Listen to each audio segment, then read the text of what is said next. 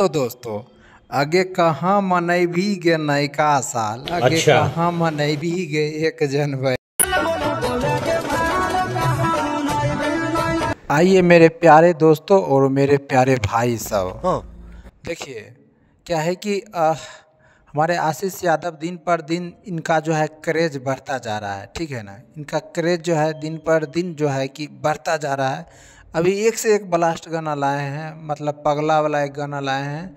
और हम आपको बताने चाहेंगे ये नया साल वाला गाना अभी ट्रेंडिंग में चल रहा है, इनका खूब ज़्यादा ट्रेंड में इनका गाना भी चल रहा है। नया साल वाला कहाँ बोले बोले कि माल कहाँ, मतलब यही है जो आपको हम शुरू में सुनाए थे, ठीक है ना। क्या है कि दरअसल दोस्तों ये जो हम आपको डिस्प्ले वीडियो चला रहे हैं ये पुलिस के साथ में क्या कहता है, मतलब आशीष भाई बैठे हुए हैं। तो ये जो है जमुई की अपने कुछ पुलिस वगैरह से अपने जो है कि सुरक्षा के लिए मांग करने के लिए शायद गए हैं, ठीक है ना। फिलहाल ये कुछ अपडेट था जो कि हमें लगा कि छोटी सी वीडियो बनाकर आप तक पहुंचाने का कोशिश करना चाहिए। धन्यवाद दोस्तों, फिर मिलते हैं नेक्स्ट वीडियो।